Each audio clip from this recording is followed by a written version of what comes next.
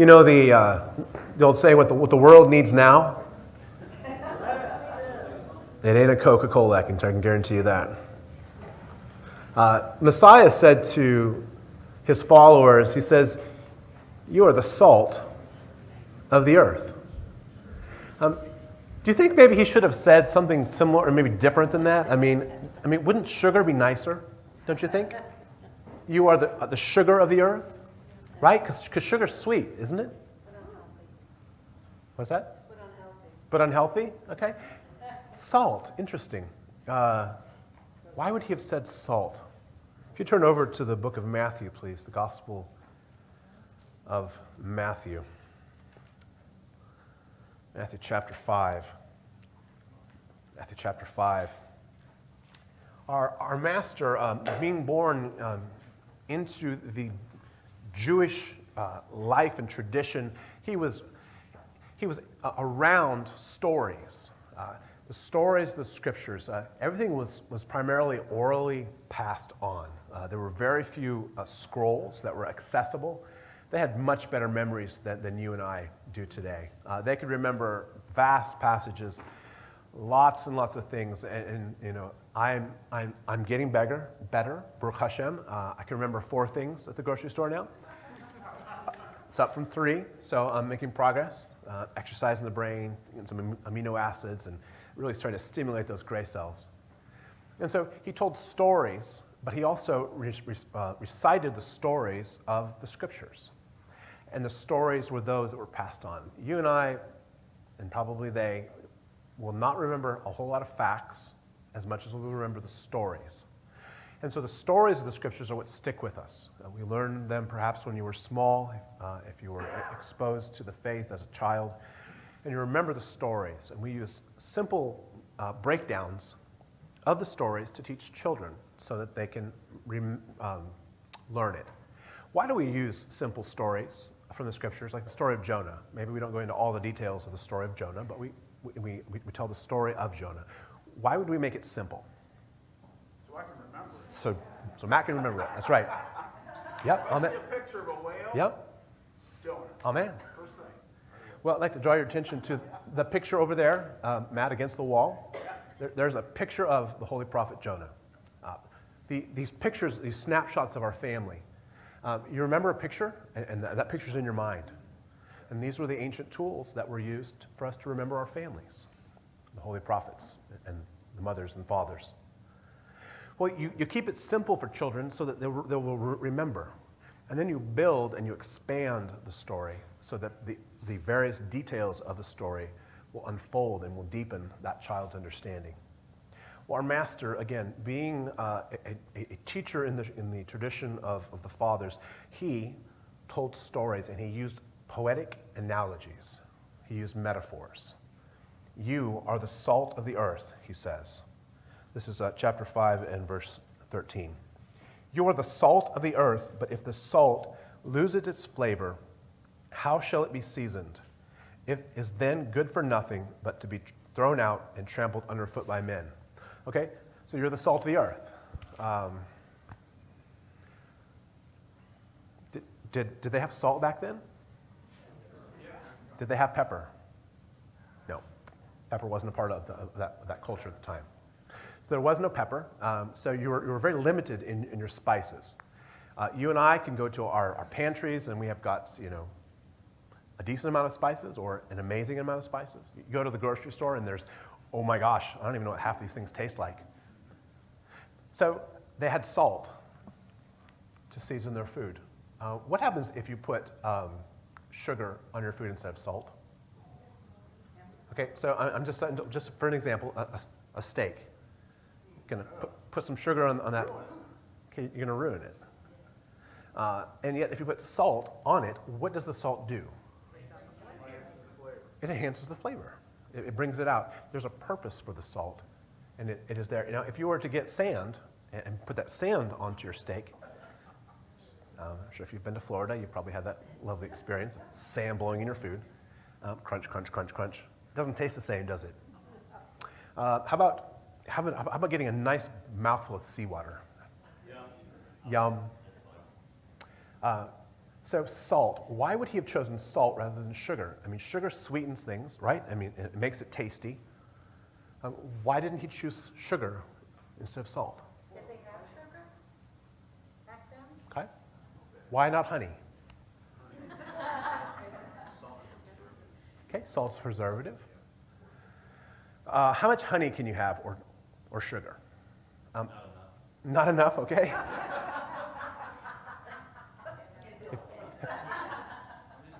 Just gonna, okay. And not necessarily good. Okay. All right. So, and when we say sugar, we're not using the analogy of like raw sugar. We're using just plain old, good old white sugar. So salt has certain qualities that sugar does not. I personally can only have a amount of sugar, a very small amount at one time. Otherwise, it overwhelms my body, and that doesn't make me feel good. Conversely, I can have an immense amount of sodium, and I can put that away. Of course, then I feel awful afterwards. But salt, it's a very important thing. He's using a wonderful word picture. When he says that you are the salt of the earth, is he saying, please be the salt of the earth? Is he saying, if you're not doing anything else, and you have some time, I'd like you to be the salt of the earth? Is that the kind of tone that you get from this scripture? No. He says, you are the salt. Whoa, okay, got it. You are the salt.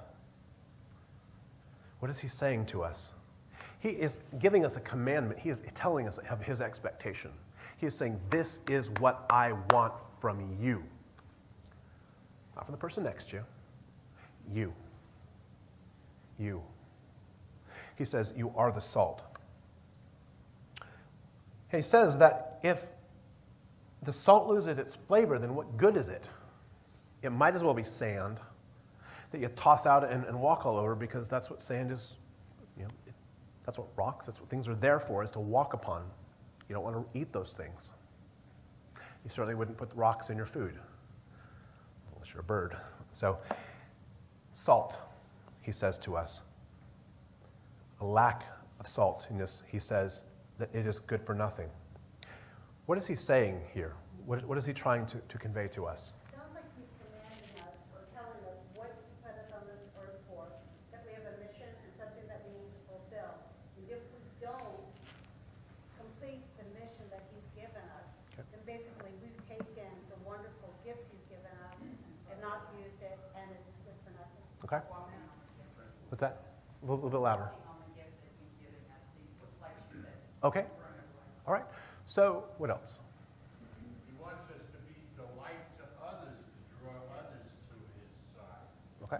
Good. He's indicating that salt has a purpose, and if the individual has no purpose, it's salt without light. Okay. When I read this scripture, I look at the salt as being the spirit within us, and if we don't have that spirit within us, what good are we? Okay. He gives us this example. Elsewhere in the scriptures, he tells us that the faithless sons of the kingdom will be cast out and thrown into outer darkness. He says that the wedding guest who arrives at the wedding who is not properly attired will be cast out into darkness. He says elsewhere that the unprofitable servant who was given a gift that didn't use it is what? Bound and cast into the darkness. He's telling us he wants something from us. He's saying these are the marks of my servants. Matthew 8:11.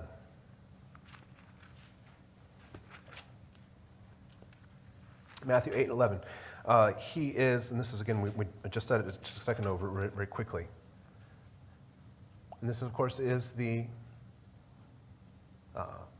master saying, he says, and I say to you that many will come from the east and the west and will sit down with Abraham, Isaac, and Jacob in the kingdom of heaven. He's not talking about Jews. He's talking about those of the nations. He says, but the sons of the kingdom will be cast into outer darkness where there will be weeping and gnashing of teeth. He's saying that just because you're Jewish isn't enough. He says, you have to have a certain quality of what I'm asking Jews and non-Jewish people. He says that the faithless will be cast into outer darkness. That doesn't sound very fun. I don't know about you. Weeping and gnashing of teeth.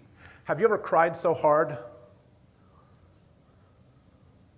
that your mouth moved involuntarily because of the bitterness of what the sorrow was? This is not fun, I can tell you. Matthew 22. Matthew 22.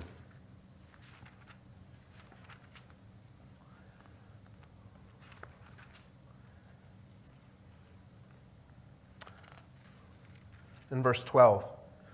This, of course, is the parable of the wedding feast, where the man gets inside. He thought he was supposed to be there. And so the master of the feast said to him, "Friend, how did you come in here without a wedding garment?" And the man says he was speechless, blown away. I mean, he wasn't sneaking in. He thought he belonged there. It says he was blown away to the point that he couldn't answer because he believed he was there by the invitation. And the king said to the servants, "Bind him hand and foot and take him away and cast him to outer darkness where there will be weeping and gnashing of teeth. For many are called, but few are chosen." We see that this person was lacking something. And what, in the greater portion of the story, from what you remember, what was this person lacking? Respect. Okay, respect. A wedding garment. Okay, and we said in past messages, if somebody arrived to a wedding feast and they didn't have a proper garment, that they were offered a wedding garment by the attendants of whoever was throwing the feast. They had an opportunity to it. But this person apparently thought that he was properly attired. And he went in, and he was shocked. The garment, the wedding garment, what is that? Okay, heart. All right. What is the wedding garment? A little bit louder. Okay, the righteousness of God. Okay. Turn over to the book of the Revelation. Revelation chapter 19. Revelation 19.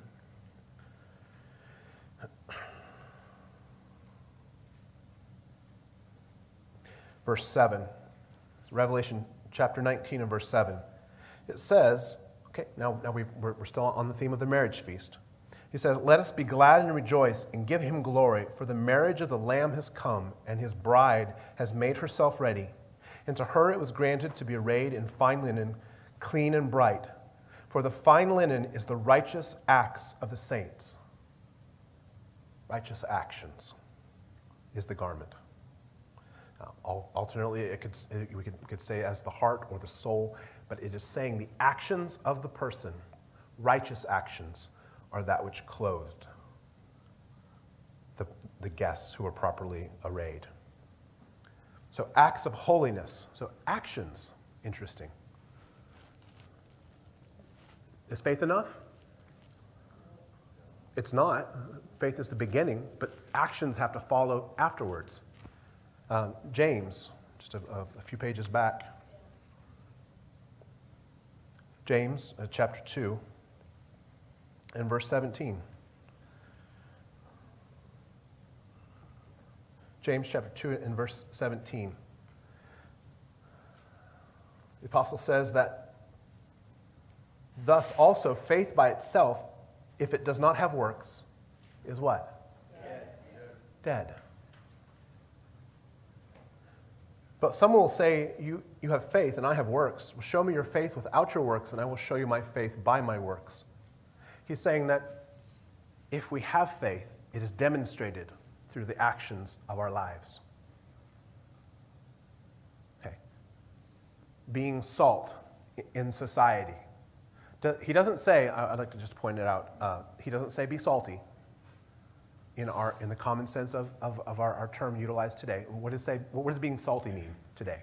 Smart aleck. Okay, smart aleck, snarky, kind of a schnook. you're kind of a grumpy, crusty person. Cantankerous. I feel like that sometimes. Feeling a little bit crusty. Messiah does not say to be this. No, he's talking about something that is precious to him. So we see that the garment that we are preparing is that which we have done in all actions, or what kind of actions does God ask for us? Righteous actions. Give me an example of a righteous action. Charity. Okay? Kindness. Being humble in times where you feel great strife and anger. Okay? Being humble during times where it's difficult. Love. Okay? Righteous actions. Being kind to somebody when you really don't want to. Being understanding when it sure is hard. When we give to those who have no opportunity to ever give us anything back. Again, righteous actions are the demonstration of the faith. Are righteous actions enough? No. Actions, even kind, good things done by themselves are not enough. He says you have to have faith. And what is faith? How would you define faith? Believing without seeing. Okay, believing without seeing. Trust. Yeah. Matthew chapter 25. Matthew 25.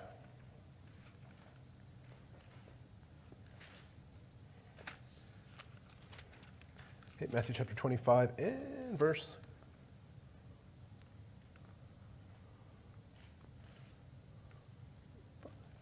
30.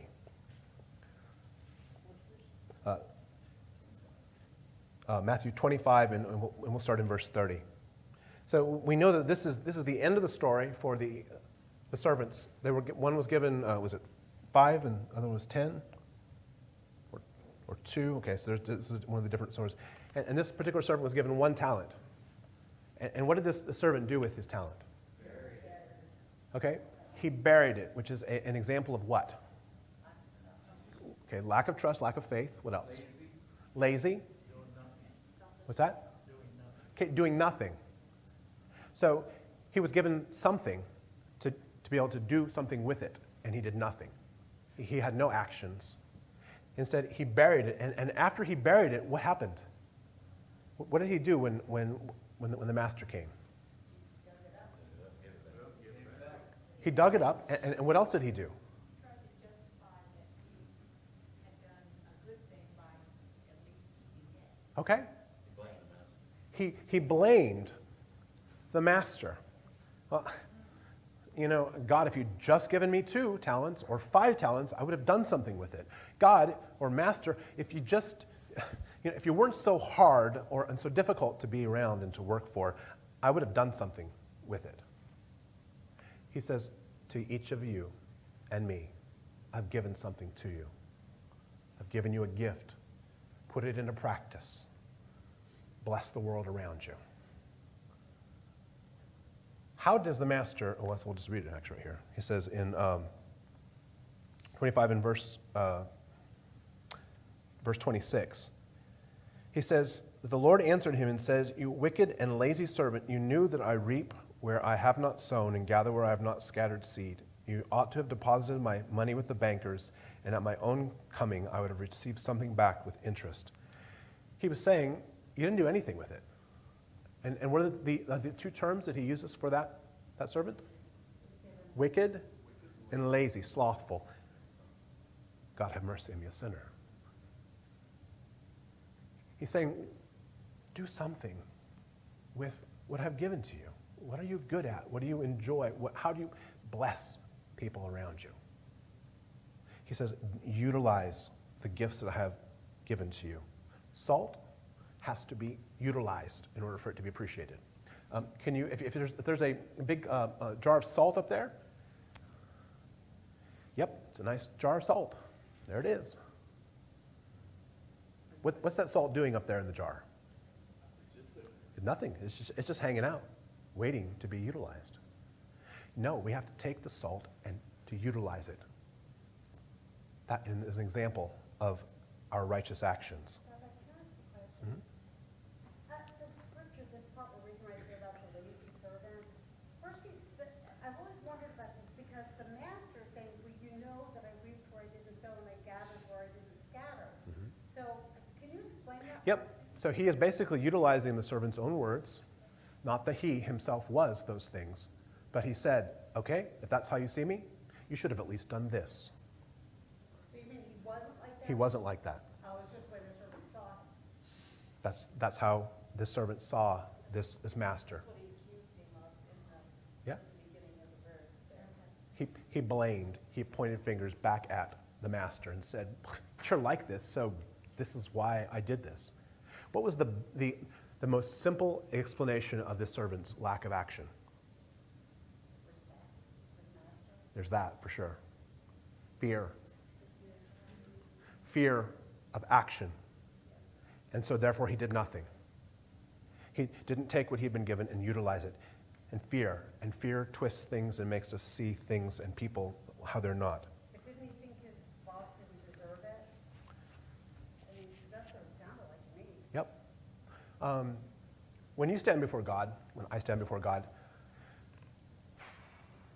knowing that he can decide your future, how would you think you would approach God? On your knees, on my face? If this person standing here has the ability to give you $1 million, are you going to go to that person and go, you know what?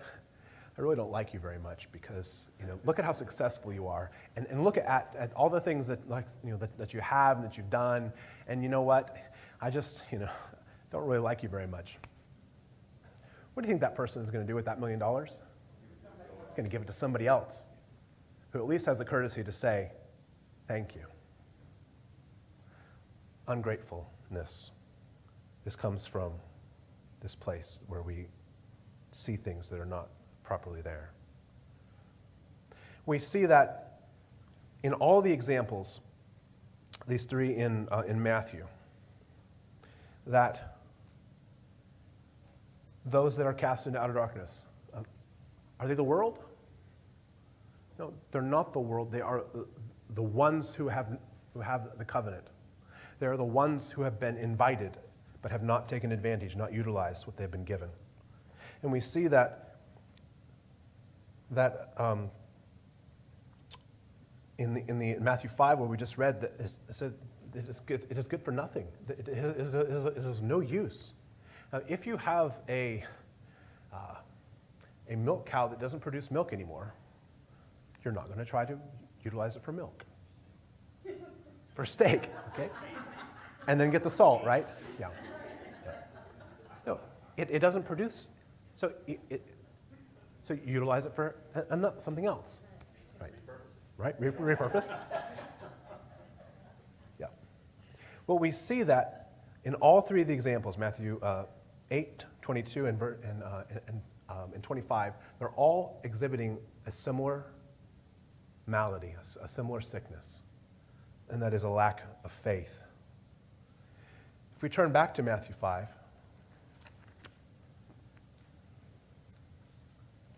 Matthew 5 and verse 14. The next verse, after the verse about the salt, he says, "You are the light of the world. For a city that is set on a hill cannot be hidden, nor do they light a lamp and put it under a basket, but on a lampstand, and it gives light to all who are in the house. Let your light so shine before men that they may see your good works." What was that word again? Your actions. And glorify our God in heaven. Are the actions are what important? They are important, but what's behind the actions? Faith. Absolutely. Faith is that which is demonstrated through actions. If I say to you that I love you, how do you know? Have to show It was demonstrated in various ways. I may give a hug. I may speak and spend time with. I may invest whatever it is I have in you. I'm demonstrating the love that I have for you through these things. You can't read my mind. You can't see in my heart. You have to be shown. I have to be shown through actions. Likewise, faith is demonstrated. Faith is that which was not yours or mine, but it was given to us. Perhaps it was small, perhaps it was medium size, maybe it was great. You and I have been given this, and we take it, and then we nurture that little flame of faith, and then we demonstrate what is inside out here, imperfectly. We see that light is the next example. When you have a light, it says that you are the city on the hill. You are that which, and what is the city on the hill? Jerusalem, okay? Jerusalem, the city of peace. So he says, you are like this. What good is Jerusalem if nobody can get in? What good is Jerusalem if there's nothing that comes from it? What comes from Jerusalem or from, what does it say in the scriptures? That the master will come from the holy city of Jerusalem. He'll come from the mountain. What mountain does the temple sit on? Moriah. Okay? It's giving us poetic imagery of what it is. So the light or the city is of no value if it does not have any kind of action. Is when in the scriptures, does it say that the Torah will remain in Jerusalem? Or where would it go? It'd go into the whole world, emanating out of this place that God has set aside, emanating from a person who God has sanctified. And who is that person? Mashiach, that's right, Yeshua. So he gives us this example. When he said, go you into all the world, and did he say be salty? Yes, but no. He said, take the good news of what I have done and what I have done in you. What is a way to demonstrate the light that you have? Give me an example. Okay, kindness. Okay, to live it. This world needs something super desperate right now. It doesn't need more arguments, and it doesn't need more stuff. It needs the demonstration of the light that is within his believers. It needs the shining of the light into that. He says, I'm sending you as sheep, harmless, among wolves, which are not harmless. Is that intimidating? To be a sheep among wolves? Sure it is. Are we afraid of men and women? Sometimes we are. But what does he say to you and to me to be? Fear not and be courageous. For what? For I am with you. He says, good luck out there. No, he doesn't say it. He says, I will go with you, and I will go before you, and I will stand with you, and I am present with you. He says, take no thought of what you will say, but I will give you the words when that time comes. He says, show your faith through standing in adverse times, standing in times where a normal person would collapse and crumble into pieces. He says, stand, I am with you. He says constantly to you and to me. When the apostles preached, how was the general response to them? They were beaten or stoned. When the first believers began to congregate in places, it was a crime to be a believer. And you would be imprisoned if it was found out, or even worse. What would they do to believers in many places throughout the ages, actually? They would execute you. Okay. And the martyrs, from what you know of the book of the Revelation, how are the martyrs viewed? With honor. They stood and they did not back down. They were humble but they stood the ground and proclaimed the truth, the light that had shone from them. It says that both Messiah, but also the first deacon Stephen, it says when he died, as he was dying, what did it say about his face? He had the countenance of an angel. The light of God was shining out of him as he was dying. And he said, forgive them. That light emanates to this very day. The martyrs are held in the highest of honor and are granted a special crown. But he says that this is the holy purpose, is that faith is the salt that this world needs. It doesn't need us condemning people. It simply means that we remain steadfast into what we believe.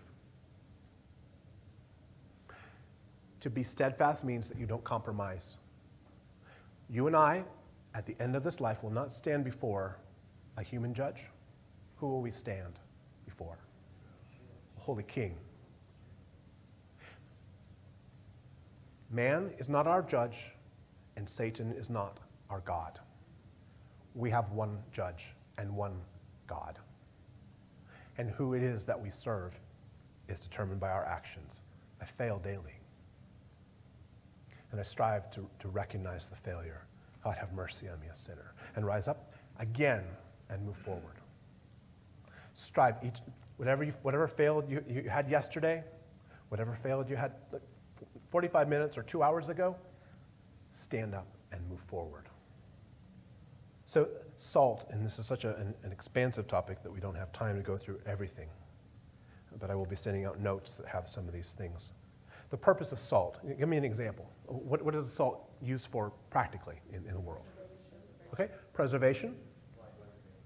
Okay, cleansing. Without sodium, without salt. Okay, you have to have it or your body's out of whack and then you'll die. Okay, so what else? Preservation. What's that? Flavoring. Okay, flavoring, seasoning. Mm-hmm. What else?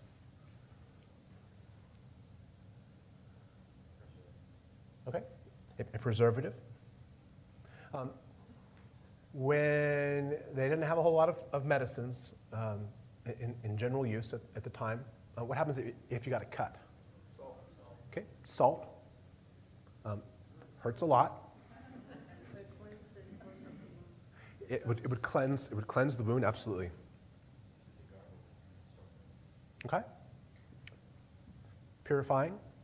There was something about salt that was utilized very specially by Israel. What is that? Well, yep. Okay, it would have been utilized as a form of currency. Salt was present with every animal sacrifice. Did you know that? Turn over to Leviticus. Leviticus, chapter 2. Leviticus chapter 2, and verse 13. It says, at every offering of your grain offering you shall season with salt. You shall not allow the salt of the covenant of your God to be lacking from your grain offering. With all your offerings you shall offer salt. Okay. And this again speaks this is Leviticus chapter 2 and verse 13. It speaks of the grain offering, but it was also used in the salt for an animal. And what was the purpose of the salt for the animal? It wasn't necessarily preservative, but it could have been. Okay, the odor down. Well, the priest, after sacrificing, would get a portion for his family, so it would have tasted better. Okay, it certainly would have tasted a whole lot better.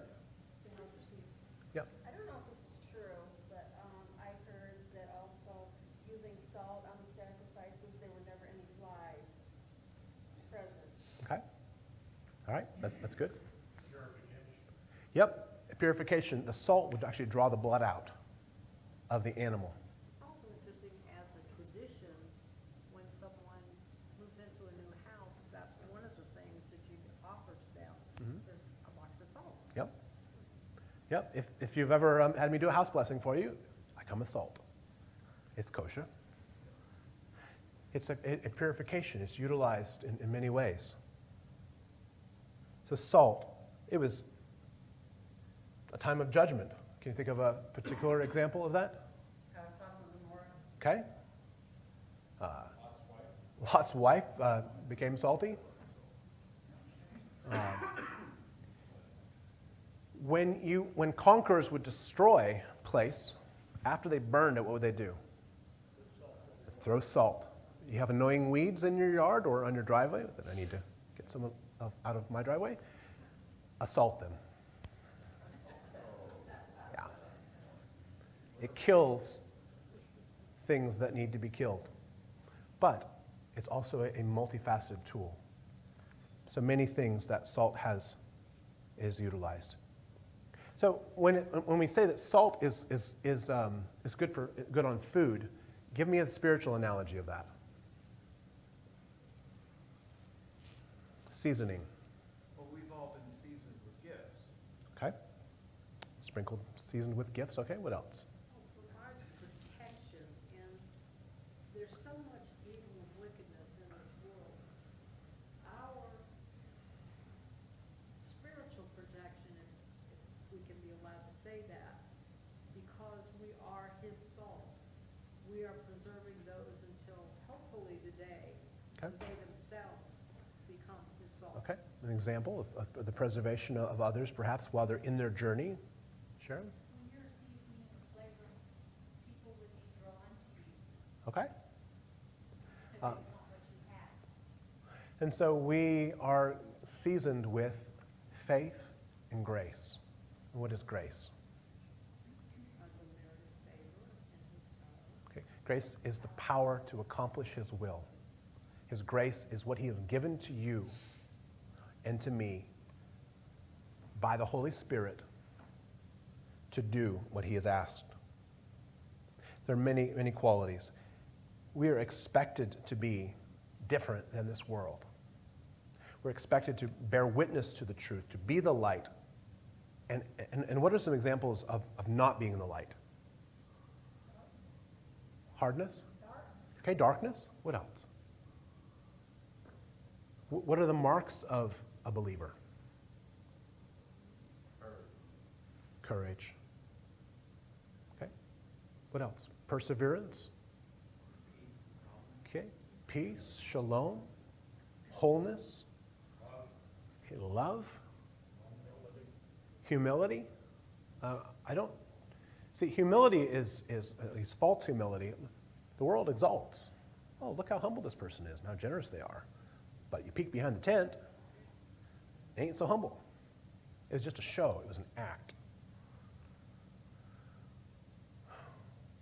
So we need to be real. We need to be those that are recognizing that we are also in process, and we extend that to another person. See that person for who they could become in Messiah. They don't even know him yet, maybe. Maybe they're struggling. Extend what you desire to others for yourself. When Messiah said to do unto others as you would have them do unto you, what was he saying? Treat them how you Be the example. Want to be treated. okay, how you want to be treated. Does he say treat them like they treat you? No, that's what everybody does. That's just the way of the world. But he says, I want you to be different. Forgive them, for they do not know what they do. He calls us to be salt, preservative. Why does the world exist? It exists because of his believers. We have been the salt that have been preserving this society and this world as soon as sin entered the world. His believers have been that. Healing and antiseptic qualities, we are the tool by which people are healed. God through us. We are extending this to other people. We can also be the unflavored salt at times, guilty. So we see that salt is the faith, but it's not just the intellectual belief, it's the actions, the righteous actions that we do and that are present with us.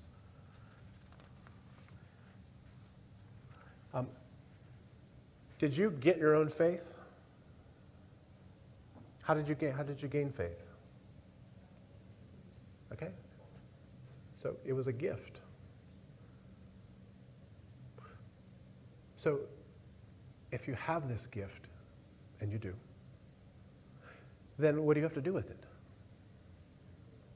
Okay, just like the servants, they were given something.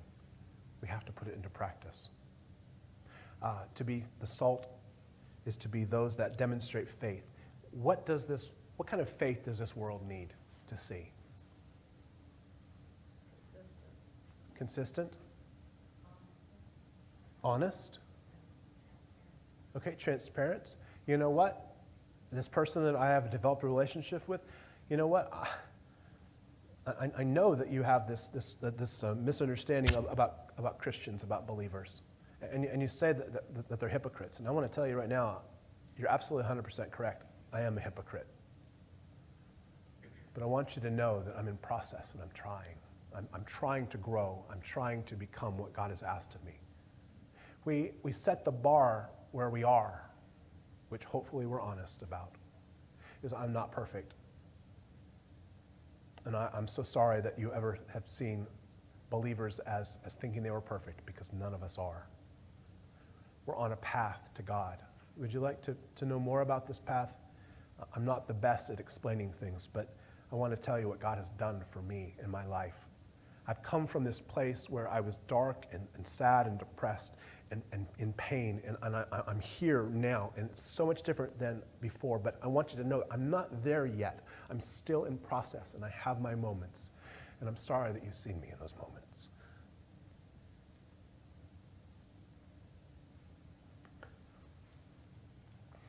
The world needs the honesty of what it means to draw close to God, which is we're in the process of. We're in the process of being healed. Humility is the only way that people's hearts will be warmed and turned to God. And it's only through that demonstration that they can be touched and the world can say, that's what I've been looking for. Not people condemning me because I'm this or I'm that. An honesty about where I am and where I'm going. God have mercy on me, a sinner. The world needs us to demonstrate the truth of the gospel, which is God expects things. He's not a wishy-washy God that just goes, oh, whatever. He's very clearly laid out what he desires to us, and that's his commandments. And what are his commandments? Love God and love people. And everything else is just commentary on how to do those things. That's what he wants. And so we begin where we are and we move forward. God can take, it doesn't matter what you know or how much you know. God can utilize the voice of a child because that child is submitted to him. He doesn't need us to get in the way, which we get in the way sometimes. But if you say to yourself, but I don't know how to do this, I don't know how to move forward with faith, I even question God whether you're even there at times. You start where you are. He says, repent. God, I don't even know what I'm repenting for, but forgive me.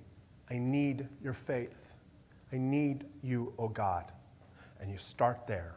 Just like if I want to go work out, I have to start small or I'm going to hurt myself. Exercise the muscle of faith a little bit each day and then see what happens. God is faithful. It's one of his names. Aren't you glad he's faithful and true? The times that we doubt, and we all do, we have a doubt sometimes. We have to return once again to the scriptures. They're the record of our family mistakes, a few successes in there, not much. But it's a pathway to what we truly and honestly desire, which is fulfillment and wholeness, which only comes through God. Amen? So may he find us this day eager to rise up and hasten to do his work, to bow our hearts to him, to be utilized for his purposes.